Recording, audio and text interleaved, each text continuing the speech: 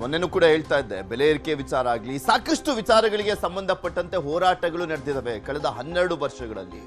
ಆದರೆ ಪ್ರಧಾನಮಂತ್ರಿ ನರೇಂದ್ರ ಮೋದಿ ಅವರಾಗ್ಲಿ ಕೇಂದ್ರ ಸರ್ಕಾರ ಆಗಲಿ ತಲೆಬಾಗಿದ್ದು ಅಂದ್ರೆ 2 ವಿಚಾರಕ್ಕೆ. ಒಂದು, ರೈತರ ವಿಚಾರಕ್ಕೆ ಸಂಬಂಧಪಟ್ಟಂತೆ 3 ಬಿಲ್ ಅನ್ನ ತರಲಾಗಿತ್ತಲ್ಲ, ಅದಕ್ಕೆ ಮಣಿದಿದ್ರು ಕೇಂದ್ರ ಸರ್ಕಾರದವರು. ಅದಾದ ನಂತರ ವಿದ್ಯಾರ್ಥಿಗಳ ಹೋರಾಟಕ್ಕೆ ಮಣಿದಿರುವಂಥದ್ದು ಪ್ರಧಾನಿ ರಾಜೀನಾಮೆ ಕೊಡುವ ಮುಖಾಂತರ. ಇದೆಲ್ಲವೂ ಕೂಡ ನಾವು ಮಾಡಿದ್ದನ್ನ ಮಾಡ್ಕೊಂಡು ಹೋಗ್ತೀವಿ, ಯಾವ ರೀತಿಯಾಗಿ ನಾವು ಏನೇನು ಕಾನೂನು ರೂಪಿಸಿದೀವಿ ಅದು ನಡೆಯುತ್ತೆ ಅನ್ನುವಂಥ ರೀತಿಯಾದಂಥ ಗಟ್ಟಿಯಾದಂಥ ನಿಲುವು ಮೊದಲ ಬಾರಿಗೆ ಅಂದ್ರೆ 2ನೇ ಬಾರಿಗೆ ಕೇಂದ್ರ ಸರ್ಕಾರ ಶೇಕ್ ಆಗಿರೋದು. ಪ್ರಧಾನಿ ರಾಜೀನಾಮೆ ಕೊಟ್ಟರು, ಸಿಜೆಪಿ ಪ್ರೊಟೆಸ್ಟ್ ಅಂತ್ಯವಾಗಿದೆ. 36 ದಿನಗಳ ಹೋರಾಟ ವಾಪಸ್ ಪಡೆದುಕೊಳ್ಳಲಾಗಿದೆ.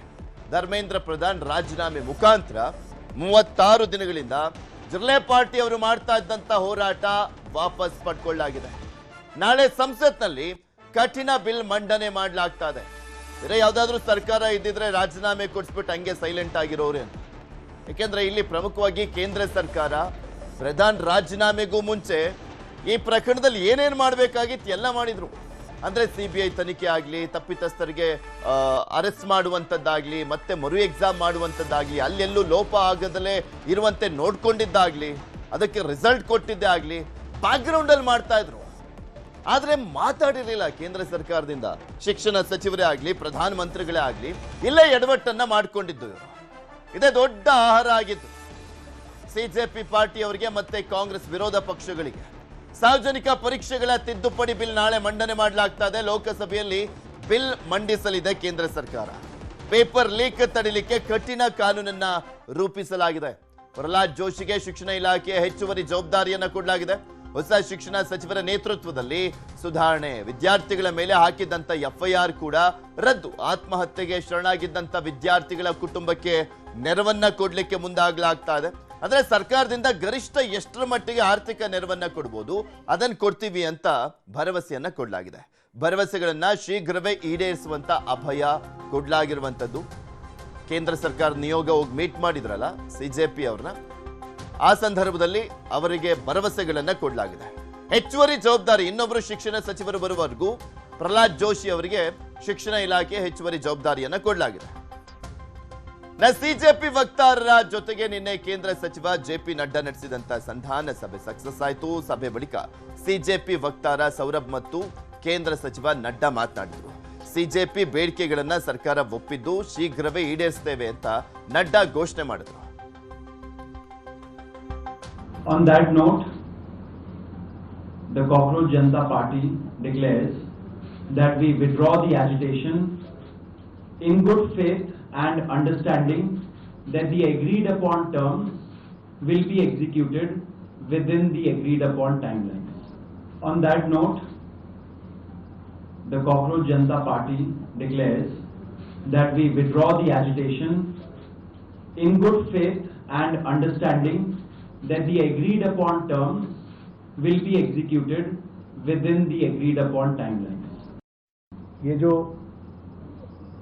5 पॉइंट चार्टर है जो आपने मुझे परसों दिया, कल दिया था, उस 5 पॉइंट चार्टर पे हमारा कहना ये है जो एजुकेशन के एग्जामिनेशंस के रिफॉर्म्स के से जुड़ा हुआ है, उसके बारे में हमारा ये कहना है कि हम एजुकेशन के एग्जामिनेशन के रिफॉर्म्स के लिए जो आपका चार्टर है उस पर हम गहन चिंतन भी करेंगे और आपके डेलीगेशन के साथ बातचीत करके जो कुछ भी हम डेलिब्रेट कर सकेंगे वो हम करने का प्रयास करेंगे. तो ये इनकी डिमांड्स थी. मेरे ख्याल से इन्होंने जो डिमांड्स रखी थी उन सबको सरकार ने सहानुभूतिपूर्वक माना भी है और एक्सेप्ट भी किया है. मेरा निवेदन है कि आप सबसे कि हमारे जो आंदोलन करने वाले हैं वो अपने एजिटेशन को विड्रॉ करें और पीसफुली हम सब लोग आगे बढ़े, ऐसा 36 ದಿನಗಳ ವಿದ್ಯಾರ್ಥಿಗಳ ಹೋರಾಟ ಅಂತ್ಯ ಆಯಿತು. ಮೆಟ್ರೋ ಓಪನ್ ಆಗಿದೆ. ಸಹಜ ಸ್ಥಿತಿಗೆ ದೆಹಲಿ ಜಂತರ್ ಮಂತರ್ನಿಂದ ಹೊರಟಿರುವಂಥದ್ದು ಸ್ಟೂಡೆಂಟ್ಸ್. ಯಾವಾಗ ಪ್ರೊಟೆಸ್ಟ್ ಅನ್ನು ವಾಪಸ್ ಪಡ್ಕೊಳ್ಳಾಯಿತು, ಅದಾದ್ಮೇಲೆ ಎಲ್ಲ ಸ್ಟೂಡೆಂಟ್ಸ್ಗಳು ಜಾಗ ಖಾಲಿ ಮಾಡಿದ್ದಾರೆ. ಮೈದಾನವನ್ನು ತಾವೇ ಸ್ವಚ್ಛಗೊಳಿಸಿದ್ದಾರೆ ವಿದ್ಯಾರ್ಥಿಗಳು. ಗುಡ್ ಸೈನ್ ಇದು. ಎಂದಿನಿಂದ ಸಹಜ ಸ್ಥಿತಿಗೆ ಮರಳಿರುವಂಥದ್ದು ಮೆಟ್ರೋ. ದೆಹಲಿಯಲ್ಲಿ ಮೆಟ್ರೋ ಸಂಚಾರ ಯಥಾಸ್ಥಿತಿಗೆ. ಹಲವು ದಿನಗಳಿಂದ ಬಂದಾಗಿದ್ದಂಥ ಮೆಟ್ರೋ ಸುಮಾರು ಒಂದು 17 ಸ್ಟಾಪ್ಗಳಲ್ಲಿ ಮೆಟ್ರೋ ಸ್ಟೇಷನ್ಗಳಲ್ಲಿ ಅಲ್ಲಿ ಯಾವುದೇ ರೀತಿಯಾದಂಥ ಮೆಟ್ರೋ ಓಡಾಟನೇ ಇರಲಿಲ್ಲ. ಬಂದ್ ಮಾಡಲಾಗಿತ್ತು. ಅಹಿತಕರ ಘಟನೆ ಆಗ್ಬಿಡ್ಬೋದು, ಪ್ರಯಾಣಿಕರಿಗೆ ತೊಂದರೆ ಆಗ್ಬೋದು ಅನ್ನುವಂಥ ಕಾರಣಕ್ಕೋಸ್ಕರ ತೋರಿಸ್ತಾ ಇದೀವಿ. ಅಲ್ಲಿ ರಂಪಾಟ ಆಗಿತ್ತು, ಅದನ್ನು ಅವರೇ ಕ್ಲೀನ್ ಮಾಡಿದ್ದಾರೆ. ಇನ್ನು ಪ್ರಧಾನ್ ರಾಜೀನಾಮೆ ಸ್ವಾಗತಿಸಿದ್ದಾರೆ ಅಮಿತ್ ಶಾ ಅವರು. ಕೇಂದ್ರ ಗೃಹ ಸಚಿವರು ಬಿಜೆಪಿ ಕಾರ್ಯಕರ್ತರಿಗೆ ಅಧಿಕಾರ ಮುಖ್ಯವಲ್ಲ, ಅಧಿಕಾರಕ್ಕಿಂತ ದೇಶ ಯುವ ಜನತೆಯೇ ಮೊದಲು. ಮೋದಿ ಸರ್ಕಾರ ಯುವ ಜನರ ಭಾವನೆಗಳನ್ನ ಗೌರವಿಸುತ್ತೆ. ಪೇಪರ್ ಲೀಕ್ ದಂಧೆಯ ವಿರುದ್ಧ ಕ್ರಮ ಕೈಗೊಳ್ಳುತ್ತದೆ. ಶಿಕ್ಷಣ ಕ್ಷೇತ್ರದ ಸುಧಾರಣೆಗೆ ಬದ್ಧ ಅಂತ ಅಮಿತ್ ಶಾ ಪೋಸ್ಟ್ ಮಾಡಿದ್ದಾರೆ. ಆಕ್ಚುಲಿ ಕೇಂದ್ರ ಸರ್ಕಾರಕ್ಕೂ ಕೂಡ ಇದಕ್ಕೆ ಕ್ರೆಡಿಟ್ ಕೊಡಲೇಬೇಕಾಗುತ್ತೆ.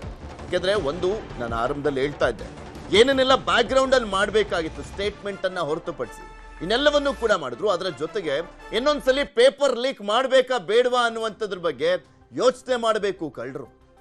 ಪೇಪರ್ ಲೀಕ್ ಮಾಡುವಂತ ವಿಚಾರದ ಬಗ್ಗೆ ಆ ರೀತಿಯಾಗಿ ಕಠಿಣ ಕಾನೂನನ್ನ ಕೂಡ ತರಲಿಕ್ಕೆ ಮುಂದಾಗ್ತಾ ಇರುವಂತದ್ದು ಕೇಂದ್ರ ಸರ್ಕಾರ. ನಾಳೆ ಬಿಲ್ ಮಂಡನೆ ಆಗಲಿದೆ. ಅಮಿತ್ ಶಾ ಅವರು ಕೂಡ ಧರ್ಮೇಂದ್ರ ಪ್ರಧಾನ್ ಅವರ ರಾಜೀನಾಮೆಯನ್ನ ಸ್ವಾಗತಿಸಿದ್ದಾರೆ. ಕಾಕ್ರೋಚ್ ಜನತಾ ಪಾರ್ಟಿಯ ಗೆಲುವು ಒಂದ್ ಕಡೆ, ಮತ್ತೊಂದ್ ಕಡೆ ಕೇಂದ್ರ ಸರ್ಕಾರ ಕೂಡ ಅಷ್ಟೇ ಕಠಿಣ ರೀತಿಯಾದಂತ ಕಾನೂನುಗಳನ್ನ ಜಾರಿಗೊಳಿಸ್ತಾ ಇದೆ. ಮಿನಿಮಮ್ 5 ರಿಂದ 10 ವರ್ಷ ಶಿಕ್ಷೆ, 1 ಕೋಟಿವರೆಗೂ ದಂಡವನ್ನ ವಿಧಿಸುವಂತ ವಿಚಾರ, ಅವರಿಗೆ ಜಾಮೀನು ರಹಿತವಾಗಿ ಕ್ರಮವನ್ನ ಕೈಗೊಳ್ಳುವಂಥದ್ದು ಕಾನೂನಿನಲ್ಲಿ.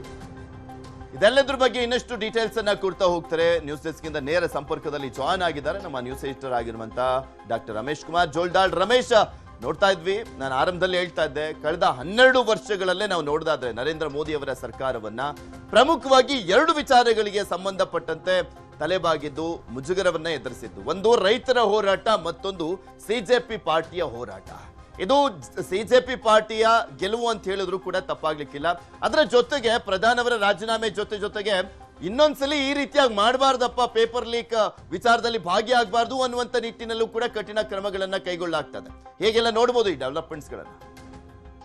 ಪೃಥ್ವಿ, ಕೇಂದ್ರ ಸರ್ಕಾರದಿಂದ ಪ್ರಧಾನ ರಾಜೀನಾಮೆ ತಗೊಂಡಿದ್ದಾಯ್ತು ಮೋದಿ, ಆದರೆ ಅದು ಶಿಸ್ತು ಕ್ರಮನೇ, ಸೂಕ್ತ ಕ್ರಮ ಆಯಿತು. ಬಟ್ ಏನಾಯಿತು, ಡಿಸಿಷನ್ ಲೇಟ್ ಆಯಿತು. ಒಂದು ರೀತಿ ಕೇಂದ್ರ ಸರ್ಕಾರದ ಹೆಸರು ಇನ್ನೇನು ಕೆಟ್ಟೋಯ್ತು ಅನ್ನೋ ಲೆವೆಲ್ಗೆ ಬಂದು ನಿಂತಾದ್ಮೇಲೆ, ಅಂದರೆ ಇಷ್ಟೆಲ್ಲ ರಂಪಾಯಣ ರಾದ್ಧಾಂತ ಎಲ್ಲ ಆಗ್ಬಿಟ್ಟು ಆಮೇಲೆ ರಿಸೈನ್ ತಗೊಂಡ್ರು. ಅಂದರೆ ಡಿಸಿಷನ್ ಕರೆಕ್ಟ್ ಇದೆ, ಬಟ್ ಬೇಗ ತೊಗೋಬೇಕಿತ್ತು. 36 ದಿನ ಕಂಟಿನ್ಯೂಸ್ ಪ್ರೊಟೆಸ್ಟು ಸಿ ಜೆ ಪಿದು. ಸೋನಮ್ ವಾಂಗ್ಚುಕ್ಕು ಅಮರಣಾಂತ ಉಪವಾಸ ಕೈಗೊಂಡ್ರು. ಅವ್ರನ್ನ ಹಾಸ್ಪಿಟ್ಲಿಗೆ ತಗೊಂಡೋಗಿ ಏನೋ ಐಸೋಲೇಷನಲ್ಲಿ ಇಟ್ಟರು, ಹೌಸ್ ಅರೆಸ್ಟ್ ಮಾಡಿದರು. ಈ ಥರದ್ದೆಲ್ಲ ತುಂಬ ಸೀರಿಯಸ್ ಅಲಿಗೇಷನ್ಸ್ ಕೇಳಿಬಂತು ಸೆಂಟ್ರಲ್ ಗೌರ್ಮೆಂಟ್ ಮೇಲೆ. ಈವನ್ ಖುದ್ದು ಕಾಂಗ್ರೆಸ್ ರಾಹುಲ್ ಗಾಂಧಿ ಖುದ್ದು ಪ್ರಧಾನಿ ಮನೆ ಮುಂದೆ ಹೋಗಿ ಪ್ರೊಟೆಸ್ಟ್ ಕೂತ್ಕೊಳ್ತೀನಿ, ಅಹೋರಾತ್ರಿ ಧರಣಿ ಮಾಡ್ತೀನಿ ಅನ್ನೋ ಲೆವೆಲ್ವರೆಗೂ ಹೋಯ್ತು. ಸೊ ನನ್ನ ಪ್ರಕಾರ ಇಲ್ಲೇವರೆಗೂ ಬಿಟ್ಕೊಬರ್ತಾರೆ. ಡಿಸಿಷನ್ ತಗೊಳ್ಳೋದೇ ಆಗಿದ್ದರೆ ಹಿಂದೆ ಸಾಕಷ್ಟು ಆಗಿದೆ. ಏನಾದರೂ ಅಲಿಗೇಷನ್ಸ್ ಕೇಳಿಬಂದು ತುಂಬ ಸೀರಿಯಸ್ಸು ವಿಚಾರಗಳು ಬಂದಾಗ ಈ ಥರದ ಏನೋ ತಲೆದಂಡ ಆಗಿರ್ತಕ್ಕಂಥದ್ದು, ರಾಜೀನಾಮೆ ತಗೊಂಡಿರ್ತಕ್ಕಂಥದ್ದು ಸಾಕಷ್ಟಾಗಿದೆ. ಇದು ವಜಾ ಅನ್ನೋದಕ್ಕಿಂತ ಸೀರಿಯಸ್ ಆಗಿ ಅವರೇ ಮುಂದೆ ಬಂದುಬಿಟ್ಟು ಪ್ರಧಾನಿ ನಿನ್ನೆ ಏನು ಮಧ್ಯಾಹ್ನ ರಾಜೀನಾಮೆ ಲೆಟರ್ ಕೊಟ್ಟರು. ಸೊ ವಿಷಯ ಎಷ್ಟು ಸೀರಿಯಸ್ ಆಗುತ್ತೆ ಅಂತ ಅರಿವಿತ್ತು ಕೇಂದ್ರ ಸರ್ಕಾರಕ್ಕೆ. ಆದರೆ ಇಷ್ಟು ಅಗ್ಗಜಗಾಟ ಮಾಡಬಾರ್ದಿತ್ತು. ಯಾಕೆಂದರೆ ನೋಡಿ, ಇಡೀ ವಿಪಕ್ಷಗಳು ಒಟ್ಟಾಗಿದ್ದು, ಸಿ ಜೆ ಪಿ ಅಂದರು ಇಡೀ ದೇಶದ ಯುವಜನತೆಯೇ ಎದ್ದು ನಿಂತಿತ್ತೇನೋ ಅಂತ ಫೀಲ್ ಆಗ್ತಾ ಇತ್ತು. ನಾವು ಜಂತರ್ ಮಂತರ್ ಡೆಲ್ಲಿಯನ್ನು ನೋಡಿದಾಗ ಸುಮಾರು 1 ಲಕ್ಷ ಸ್ಟೂಡೆಂಟ್ಸು ಪ್ರೊಟೆಸ್ಟ್ ಮಾಡ್ತಾರೆ. ಅಂದರೆ ಇಷ್ಟು ದೊಡ್ಡ ಪ್ರಮಾಣದ ಪ್ರತಿಭಟನೆ ದೆಹಲಿಯಲ್ಲಿ ಯಾವತ್ತೂ ಕೂಡ ಆಗಿರಲಿಲ್ಲ. ಅದು ಕಂಟಿನ್ಯೂಸ್ ಆಗಿ ಇದಕ್ಕೆ ತುಂಬ ಬಲ ಬಂದಿದ್ದು ರಾಹುಲ್ ಗಾಂಧಿ ಅವರು ಪ್ರಧಾನಿ ಮಂತ್ರಿ ಮನೆ ಮುಂದೆ ಪ್ರೊಟೆಸ್ಟಿಗೆ ಕೂತಾಗ. ಅಂದರೆ ಇದ್ರ ಇತ್ತು ಮುಂದೆ ಈ ಲೆವೆಲ್ಗೆ ಹೋಗುತ್ತೆ ಇದು ಅಂತಕ್ಕಂಥದ್ದು. ಸೊ ನಿನ್ನೆ ಏನು ರಿಸೈನ್ ಮಾಡಿದ್ರು ಅದನ್ನು ಮೊದಲೇ ಮಾಡಿದರೆ ಒಂದು ರೀತಿ ಒಳ್ಳೇದಾಗ್ತಿತ್ತು, ಒಂದಿಷ್ಟು ಹೆಸರೇನೋ ಉಳಿತಿತ್ತು ಅಂತ ಅನಿಸುತ್ತೆ. ಆಗಿದ್ದಾಗೋಯ್ತು. ಮುಂದೆ ಇರತಕ್ಕಂಥದ್ದು ತುಂಬ ಚಾಲೆಂಜಸ್ ನಾವಿಲ್ಲಿ ಗಮನಿಸಬೇಕು ಪೃಥ್ವಿ. ಏನೀಗ ಪ್ರಹ್ಲಾದ್ ಜೋಶಿ ಅವರಿಗೆ ಶಿಕ್ಷಣ ಇಲಾಖೆಯನ್ನು ಹೊಣೆ ಕೊಟ್ಟಿದ್ದಾರೆ, ಪ್ರಧಾನ ರಾಜೀನಾಮೆ ಆಯಿತು. ಆದರೆ ಮುಂದೆ ತುಂಬ ಚಾಲೆಂಜಸ್ ಇದೆ. ನಾವಿಲ್ಲಿ ಕೇವಲ ನೀಟ್ ಮತ್ತು JEE ಎಕ್ಸಾಮ್ ನೋಡಬಾರ್ದು, ಇಡೀ ಶಿಕ್ಷಣ ವ್ಯವಸ್ಥೆಯ ಸುಧಾರಣೆ ಅಂತ ನಾವು ಗಮನ ಹರಿಸಬೇಕಾಗುತ್ತೆ. ಯೂನಿವರ್ಸಿಟಿಗಳಲ್ಲಿ ಇವತ್ತು ಕೂಡ ಗಮನಿಸಬೇಕು ಪೃಥ್ವಿ, ಏನೋ ಫೇಕ್ ಮಾಸ್ ಕಾರ್ಡ್ ಪ್ರಿಂಟ್ ಆಗ್ತಿದೆ. ಅವನು ಬೆಂಗಳೂರು ಅಂತ ಕಡೆ ನೋಡಿದ್ರೆ ಸಾಕಷ್ಟು ಕಡೆ ಅವಾಗವಾಗ ಫೇಕ್ ಮಾಸ್ ಕಾರ್ಡ್ ಸಿಗ್ತಾ ಇದೆ. ನೀವು 1 ಲಕ್ಷ 2 ಲಕ್ಷ ಕೊಟ್ಟರೆ PhD ಸರ್ಟಿಫಿಕೇಟ್ಗಳು ಸಿಗ್ತಾ ಇದೆ. ಅಂದರೆ ಇದ್ರ ಮೇಲೆ ಡಿಸ್ಟೆನ್ಸ್ ಎಜುಕೇಷನ್ ಬಗ್ಗೆ ಗಮನ ಹರಿಸ್ಬೇಕು ಪೃಥ್ವಿ. ನೀವು ಗಲ್ಲಿಗೊಂದು ಡಿಸ್ಟೆನ್ಸ್ ಎಜುಕೇಷನ್ ಸೆಂಟರ್ಗಳಿದ್ದಾವೆ. ನೀವು ಜಸ್ಟ್ ಅಲ್ಲಿ ಎನ್ರೋಲ್ ಮಾಡಿದ್ರಾಯ್ತು, ಫೀಸ್ ಕಟ್ಟಿದ್ರಾಯ್ತು, ಯಾವಾಗಲೂ ವೀಕೆಂಡ್ 1-2 ಕ್ಲಾಸ್ ಇರುತ್ತೆ, ಎಕ್ಸಾಮ್ ಬರೆದ್ರಾಯ್ತು, ನಿಮಗೆ ಮಾಸ್ ಕಾರ್ಡ್ ಸಿಗುತ್ತೆ. ಅಂದರೆ ನಿಮಗೆ UG ಮತ್ತು PG ಸರ್ಟಿಫಿಕೇಟ್ ಎಷ್ಟು ಸಿಂಪಲ್ಲಾಗಿ ಸಿಗ್ತದೆ ಅಂದರೆ ನಿಮಗೆ ಅವ್ರಿಗೆ ಅರ್ಹತೆ ಇದೆಯೋ ಇಲ್ಲ ಗೊತ್ತಿಲ್ಲ. ಇವತ್ತು ಕೂಡ ಡಿಸ್ಟೆನ್ಸ್ ಎಜುಕೇಷನಲ್ಲಿ ಮಾಸ್ ಕಾಪಿ ನಡೆಯೋದನ್ನು ನೋಡ್ತೀವಿ ನಾವು. ಏನೋ ಎಲ್ಲೋ ಒಂದು 10th ಓದ್ಕೊಂಡಿರ್ತಾರೆ, ಡೈರೆಕ್ಟ್ ಅವರು ಏನೋ ಡಿಗ್ರಿ ಕಟ್ತಾರೆ ಏಜ್ ಬೇಸ್ ಮೇಲೆ, ಅಥವಾ PG ಮಾಡ್ಕೋತಾರೆ. ಸೊ ಇವತ್ತು ಕೂಡ ಕಾಪಿ ನಡೀತಿದೆ. ಆ ಮಾಸ್ ಕಾರ್ಡ್ ಇಟ್ಕೊಂಡು ಅವರು ಏನೇನೋ ಲಾಬಿ ಮಾಡ್ಕೊಂಡು ಏನೋ ಕೆಲಸಕ್ಕೆ ಹೋಗೋ ಅಂತ ಅಂದರೆ ನೌಕರಿಗೆ ಹೋಗೋ ಅಂಥದ್ದು ಕೆಲಸ ಆಗ್ತಿದೆ. ಅಂದರೆ ಇಲ್ಲಿ ಅವರಿಗೆ ಶಕ್ತಿನೇ ಇಲ್ಲ, ವಿದ್ಯೆ ನೆಟ್ಟಿಗಿರಲ್ಲ, ಬುದ್ಧಿ ಇರಲ್ಲ, ಅಂಥವರೆಲ್ಲ ಇವತ್ತು ಗೌರ್ಮೆಂಟ್ ಕೆಲಸಕ್ಕೆ ಹೋಗಿ ಏನು ಕೆಲಸ ಮಾಡ್ತಾರೆ, ಏನು ಸರ್ವಿಸ್ ಕೊಡ್ತಾರೆ, ಈ ಥರದ ಪ್ರಶ್ನೆಗಳೆಲ್ಲ ಕಾಡುತ್ತೆ. ಮತ್ತು ಇನ್ನೊಂದು ಯೂನಿವರ್ಸಿಟಿಗಳಲ್ಲಿ ನಾವು ಅಪಾಯಿಂಟ್ಮೆಂಟ್ಗಳು ನೋಡ್ತಾ ಇದ್ದೀವಿ ಇವತ್ತು ಕೂಡ. ಯಾಕೆಂದರೆ ಫಾರ್ ಎಕ್ಸಾಂಪಲ್ KPSC ತೊಗೊಳ್ಳಿ ಅಥವಾ KE ತೊಗೊಳ್ಳಿ, ಎಕ್ಸಾಂಪಲ್ ಕರ್ನಾಟಕದಲ್ಲಿ ಎಕ್ಸಾಮ್ಗಳು ಯಾವ ರೀತಿ ನಡೀತಿದ್ವಿ ಇವತ್ತು ಕೂಡ ಪೇಪರ್ಗಳು ಲೀಕ್ ಆಗ್ತಿದೆ, KL ಪೇಪರ್ ಲೀಕ್ ಆಗ್ತಿದ್ದಾವೆ. ಸೊ KPSC ಎಕ್ಸಾಮ್ ನಡೆದ್ರೆ ಸೊ ಅಲ್ಲಿರ್ತಕ್ಕಂಥ ಕೆಲವರೇನೋ ನಮ್ಮಲ್ಲೇ ಗಮನಿಸ್ಬೋದು, ಶಿವಶಂಕರಪ್ಪ ಸಾವ್ಕಾರ್ ಅವರ ಮಗಳನ್ನೇ ಅಪಾಯಿಂಟ್ಮೆಂಟ್ ಮಾಡ್ಕೊಳಕ್ಕೆ ನೋಡಿದ್ರು, ಅವ್ರದ್ದು ಕ್ಯಾಟ್ ಸರ್ಟಿಫಿಕೇಟ್ ವೇರಿಯೇಷನ್ಸ್ ಆಗ್ತಾ ಇದೆ. ಈ ಥರದ್ದೆಲ್ಲ ಅಂದರೆ ಬೇರೆ ಬೇರೆ ನಾವು ಆಯ್ಕೆಯ ವಿಧಾನಗಳನ್ನು, ಪ್ರಕ್ರಿಯೆಗಳನ್ನ ನೋಡಿದಾಗ ಪ್ರತಿಯೊಂದು ಹೆಜ್ಜೆಯಲ್ಲೂ ಕೂಡ ಸಾಕಷ್ಟು ಸೀರಿಯಸ್ ಆದ ಲೋಪದೋಷಗಳಿದ್ದಾವೆ. ಸೊ ಎಲ್ಲ ಚಾಲೆಂಜಸ್ಗಳು ಕೂಡ ನಮ್ಮ ಹೊಸದಾಗಿ ಮಿನಿಸ್ಟರ್ ಆಗಿದ್ದಾರೆ ಪ್ರಹ್ಲಾದ್ ಜೋಶಿ, ಅವ್ರಿಗೆ ಕಾಡ್ತಾ ಇದೆ. ಮತ್ತು ಇನ್ನೊಂದು ಜನ್ಜಿಗಳ ಬಗ್ಗೆ ನಾವು ಗಮನ ಹರಿಸಬೇಕು. ನಾನು ಹೇಳ್ತಾ ಇದ್ದೆ, ಪೃಥ್ವಿ ತುಂಬ ಸೀರಿಯಸ್ ಆಗಿ ಗಮನಿಸಬೇಕಿದ್ರು. ವಿದ್ಯಾರ್ಥಿಗಳೇನೋ ಜೋಶಲ್ಲಿ ಹೋಗಿ ಪ್ರತಿಭಟನೆ ಮಾಡಿದ್ರು, FIR ಹಾಕಿದ್ನೆಲ್ಲ ವಾಪಸ್ ತಗೊಳ್ತೀನಿ ಅಂತ ಹೇಳಿದ್ರು. ನಮ್ಮ ಹೋರಾಟಕ್ಕೆ ಜಯ ಸಿಕ್ತು ಅಂತ ಫೀಲ್ ಆಗ್ತಿದ್ದಾರೆ, ಖುಷಿ ಪಡ್ತಾ ಇದ್ದಾರೆ. ಆದರೆ ತುಂಬ ಸೀರಿಯಸ್ ಆಗಿ ಸೆಂಟ್ರಲ್ ಗೌರ್ಮೆಂಟ್ ಮತ್ತು ಪೊಲೀಸವರು ಏನು ಪ್ರೊಟೆಸ್ಟ್ ಮಾಡಿದ್ರು ಜನ್ಜಿಗಳು, ಅದ್ರ ಮೇಲೆ ಕಣ್ಣಿಟ್ಟಿದ್ದಾರೆ. ಇಲ್ಲಿ ಡಿಜಿಟಲ್ ಆಗಿ ಡಿಜಿಟಲ್ ಇಂಟೆಲಿಜೆನ್ಸ್ನ ಯೂಸ್ ಮಾಡಿದ್ದಾರೆ, AI ಟೆಕ್ನಾಲಜಿ ಯೂಸ್ ಮಾಡಿದ್ದಾರೆ, ಹೈ ಎಂಡ್ ಕ್ಯಾಮ್ರಾಗಳನ್ನ ಹಾಕಿದ್ದಾರೆ ಪ್ರೊಟೆಸ್ಟ್ ಟೈಮಲ್ಲಿ.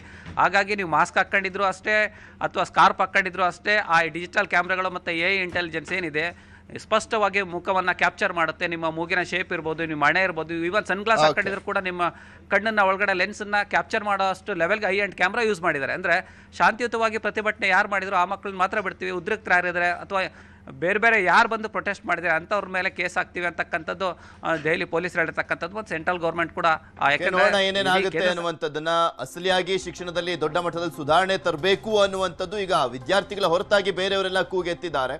ಆದ್ರೆ ವಿದ್ಯಾರ್ಥಿಗಳ ಅಜೆಂಡಾ ಇದ್ದಿದ್ದು ಪ್ರಧಾನ ರಾಜೀನಾಮೆ ಕೊಡಬೇಕು ಅನ್ನುವಂಥದ್ದಷ್ಟೇ. ನೋಡೋಣ ಏನೇನಾಗುತ್ತೆ ಅಂತ.